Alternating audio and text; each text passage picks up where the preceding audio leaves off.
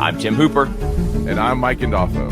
And this is The Trust Factor, where high touch plus high tech multiplied by high trust equals the real estate professional's formula for success. All right, we are back. Another episode of The Trust Factor. And yes, sir. A good topic today. So I think so. Man, Mike, I'm excited about this one. I think we've talked about this one internally for a long time, because as we get out and coach title companies, mortgage companies, and real estate brokers, and those who are really real estate brokers trying to, and those who are really trying to scale and grow. Let me ask this question first. When did you last lose a top producer? It's been a while. Mortgage producer, yeah. Mike, top producer. Yeah. When did you last lose a top underwriter on your staff, or a top sales, not necessarily underwriter, a top sales, title agency salesperson went to another title agency? And here's what I hear from leaders often. They threw a lot more money at them. If we're really honest, like, there's a few, according to much smarter people than me doing this research, there's a small percentage that will jump for more money. Small. But most people quit a leader before they quit a company. And I'll tell you that very rarely do I see, and I ask this question as a consultant, hey, what's your exit interview look like? Mike, it's almost non-existent in our industry.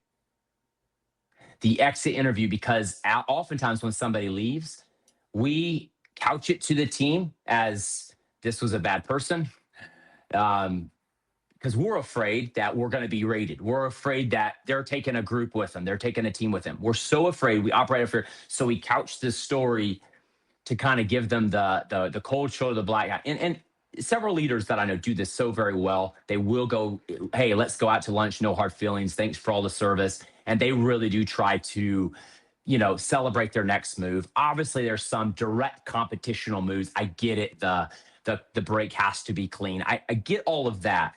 But here's what, as a leader, I would like to challenge everybody listening. If you're in any mid-level to higher level leadership, are you afraid of the feedback you're going to receive? Being very honest with yourself. Are you afraid of the feedback you would receive? Because here's what I know. I get to coach both sides, the company they went to and the company they left.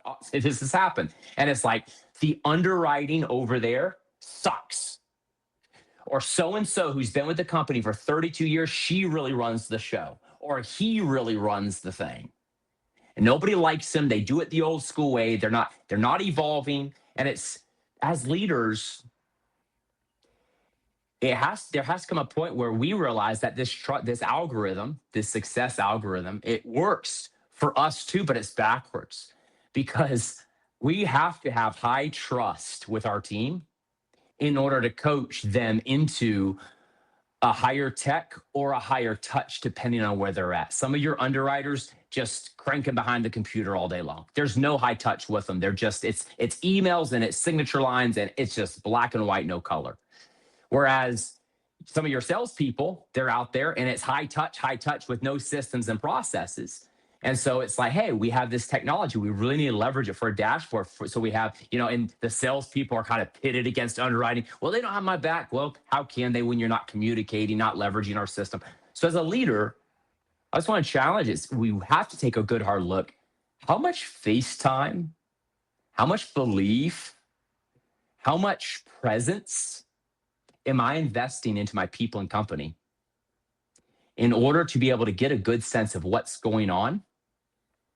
It's interesting, Mike. I was working with this broker just recently, and just an incredibly horrible experience. And the communication was terrible, so that I looped in the CEO of the brokerage, because I did not want to leave this brokerage. I felt like the relationship was there, really want to make this deal work out with them.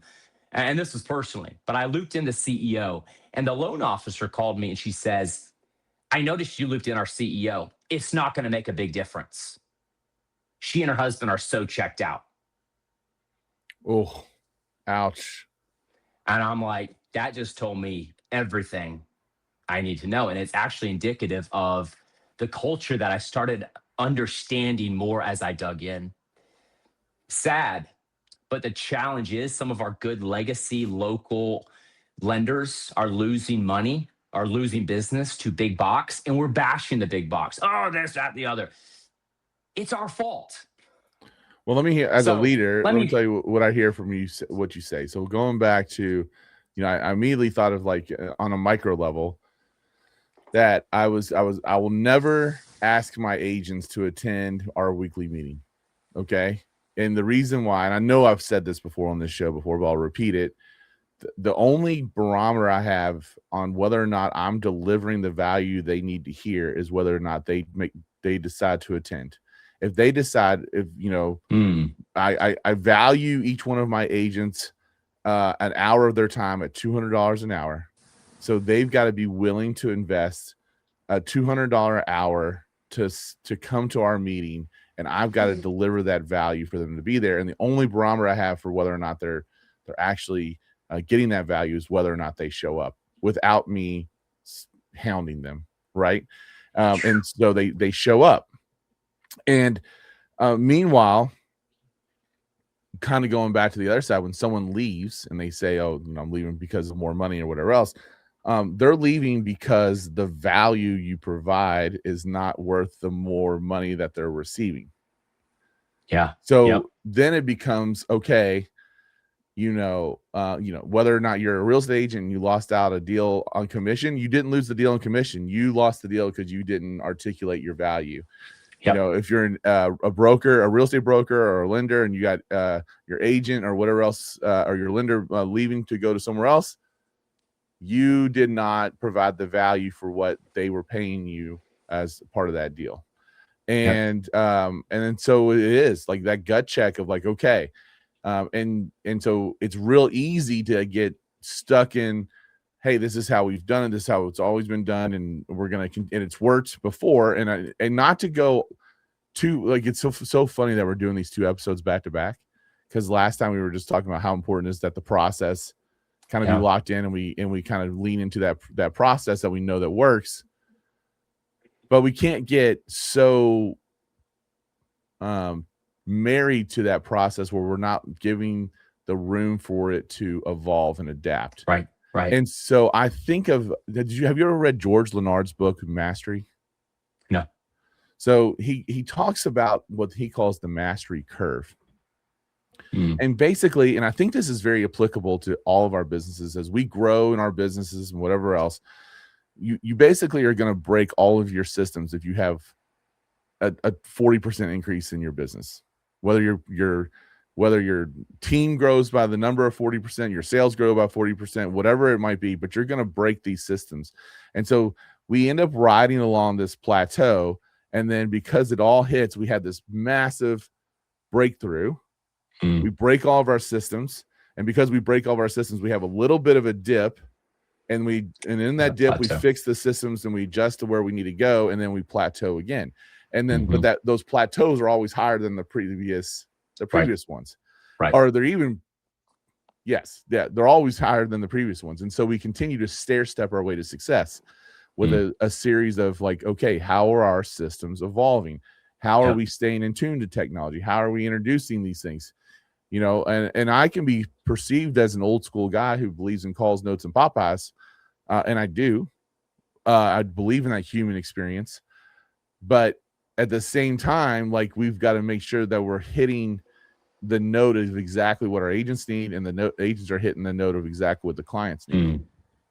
Right? We got to make sure that experience of of what we provide is at a different level than what the experience is that the big box that everyone you say is going against, what they provide. And we've got to do it in a way to make sure that that's the part that the client actually values.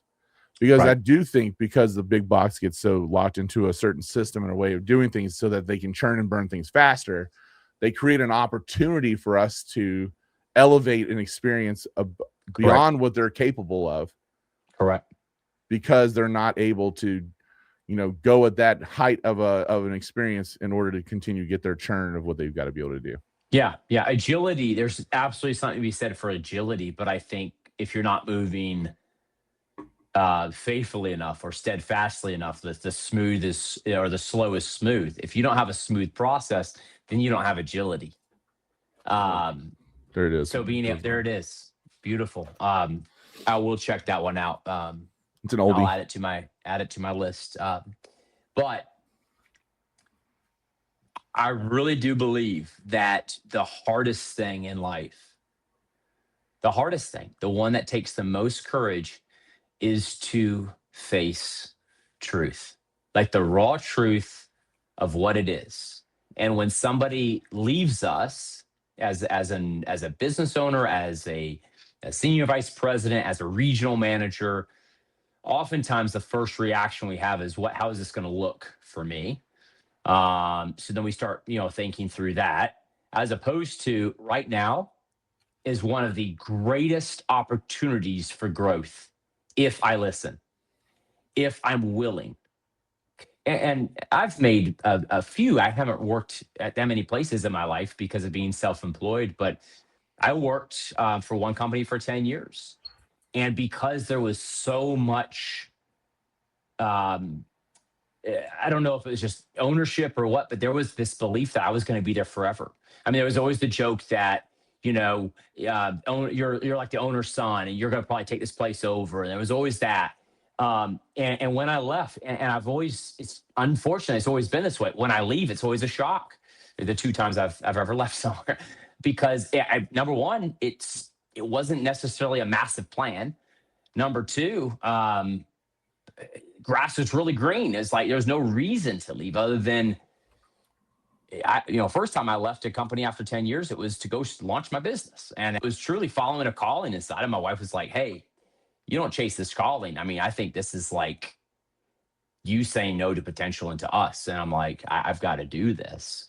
So I chase that. I understand people who have to leave one company and go to another, and it's competitive, and there's always the legal fallout. I get that. So I don't take that non-seriously, and it's certainly not an experience I've had much of. But what I will say is, no, none of the 2 exits I've made in my life has somebody reached out to say, hey, can I ask you a few questions?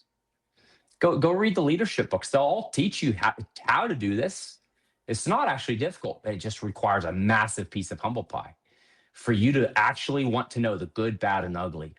And it's not, very rarely is it actually in the money.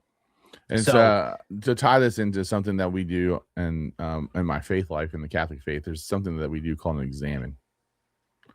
Okay. And the examine is what we basically do to make sure that we're ready to go to reconciliation, to confession. So whether or not you all believe in that or whatever else, that's not the point. It's just telling you kind of from a process standpoint, I would rather do this before someone left me, right? I would want to have the stop gaps in place where I have the self-evaluation and I know I'm hitting the mark in some level.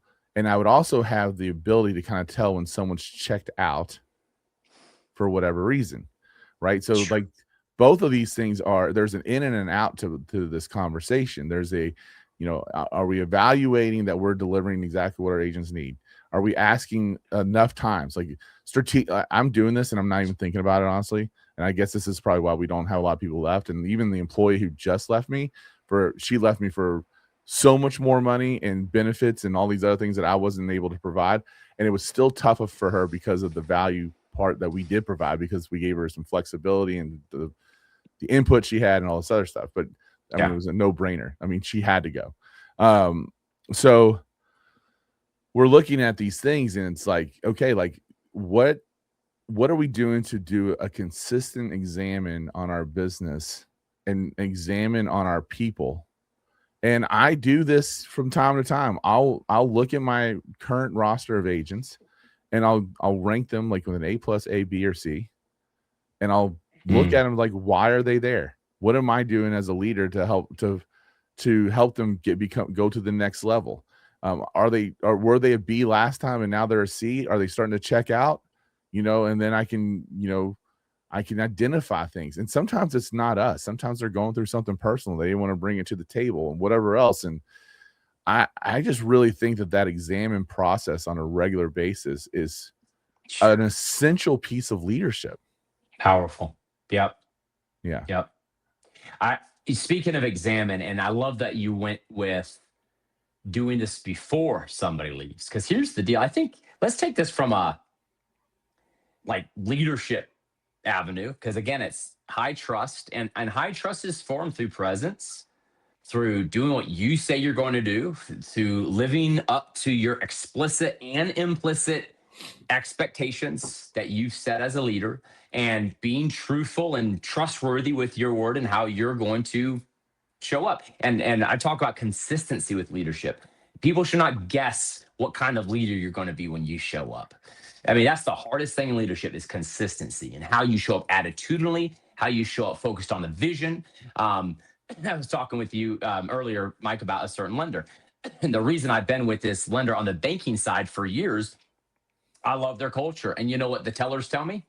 Their CEO every Monday sends out this video every single freaking Monday morning to motivate the entire bank teller banking. It probably does on the mortgage. No, probably doesn't do it on the mortgage side. But anyway, inside joke. But on the bank teller side, consistency, the leader, consistency. And so that's the leadership side. But let's flip this to like a sales perspective. So if you've lost, or a real estate agent for that matter, if you lose a deal, number one, I like to say from a sales perspective, if you lose a deal, it's not always you. So those of you who are very performance driven, very much identity found in your performance, like there's formation that can happen for all of us who are addicted to that. And once that formation happens, there's the Arthur Brooks like meaning development outside of performance, but that's a self journey.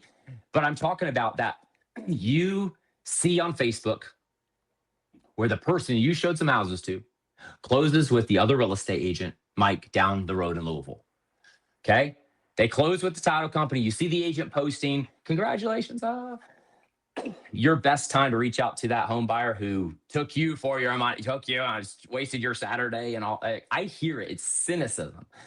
The best time to reach out to that person who closed with somebody else, who settled with somebody else, who chose another real estate, another buyer agent. The best time to reach out a week after closing. Hey, I noticed you just closed with Mike Gandolfo. He and I, we get to be in the same real estate association. Love the guy. Great choice. Great guy. Hey, as you get settled in Louisville, if there's anything I do to service you, so much more than a house or commission for me, or however you word it. I wouldn't say commission, but you understand, like in your philosophy is, let me know how I can help. Now, I know you, Mike, you're not letting up. That's just the start. You're like relational, but 90-something% of real estate agents are transactional. And if I take the approach that I'm going to reach out after the closing, I've just earned a referral down the road from this person. That is the greatest time to earn trust, is when you have nothing in it for you. Now, when you reach out and they, hey, I'll let you know, thank you so much. If you have the relationship, if you got close enough to them, one of the healthiest things you could ask is, hey, was there something about their approach that you valued more? When you see your customer go out with somebody else to lunch, we hear this all the time, like from the title agency side. Oh, like, my real estate agent, they were meeting with the rep from the other title company. I'm like, awesome. Like, go to that real estate agent and be like, hey, I noticed you were like having lunch with my friend. We're competitors, but we hang out a lot. Like, is there something about their title company that was attractive to you? Be okay to go there. That is the greatest way to disrupt your status quo. Oh yeah, their process, they have this thing. I love it. It's amazing. They've incorporated this. And you're able to go back and say, hey, Mr. or Mrs. Business Owner, our number one real estate agent referral partner has shifted some of their business across town because they have a process like this. Is there a way we could kind of challenge the way we're doing that internally? And I want to be gracious about this, but we need to take a good hard look at this. If you're the person out there having these conversations and not afraid of truth, you will disrupt your own status quo first, and you'll become what I call a gracious nonconformist internally. You'll be the healthiest thing your company ever did, was have those eyes and ears to the ground and bringing that information back. Let me go this way with it, what you just said, because I want something to be very clear. If you're not losing deals, then you're not generating enough leads. You're playing it safe and you're playing it small. And every single time, one thing I'll somewhat disagree with Tim with, every single time you lose business, it is an opportunity for you to do one of these examines and figure out how you can become better than the next time. But you've got to continue to lose deals in order to get better. Yeah. Okay. And you're gonna, and it's okay. And there's gonna be the times when it's like, hey, that person made a choice on price and they just did not value the extra stuff I do, and that's fine. And then that just was not my person, right? I have one of my mentors is a guy named Joe Nego, and he used to always talk to us about the fact that if there was 10 people, there's 2 people that are going to not work with you no matter what. There's 2 people that no matter what you do, they're not going to work with you. Right. If there's 3 people that you could screw everything up and you could, and they're going to fumble over your presentation and all that stuff, and they're going to work with you no matter what. Mm-hmm. But then there's the 5 that are kind of up for grabs, the 5 that you intentionally have to fight for, that you have to seek out, that you got to make the opportunity for. And it's really about how you compete for those 5. And are you then, if you're looking like, okay, well, if I'm am I getting 4 out of 5 of them? Am I getting 3 out of 5? Like those are the 5 people that are kind of telling you, are you doing the stuff we're talking about? Are you able to adjust your systems, adjust your processes, being delivered what the client wants? Is how you compete for those 5. So it's powerful. Yeah. You're playing small if you're not losing deals. You're not doing enough deals. You're not. That's where failure becomes less about fatality and more about feedback and staying agile and leaning in where it matters. And I'm just Mike, telling you, I'm going to tell you right now that, like, if you're like person who hears me say that and you're like, well, I love where my business is at and I'm not losing deals and whatever else. And this is from a personal experience, because I was kind of there at one point.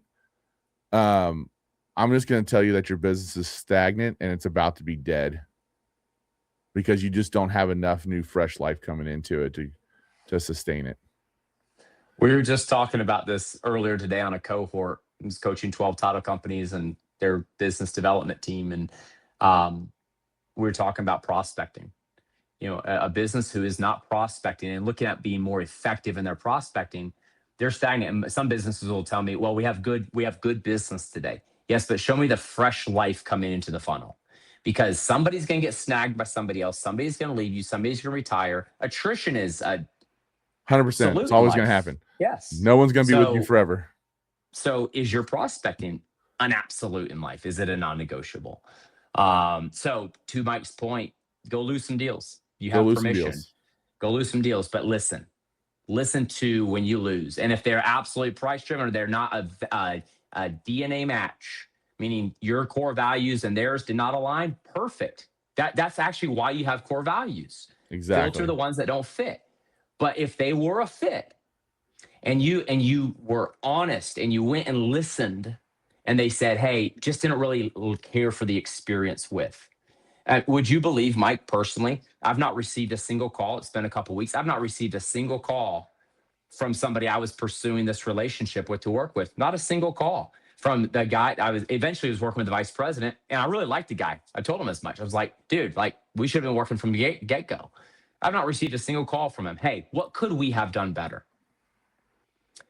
If we're not willing to go there, and I'm looking at the man in the mirror, if I'm not willing to go there, somebody drops out of a cohort, drops off of it, and I pick up the phone, I'm like, hey, are you still finding value in this? I didn't see you on.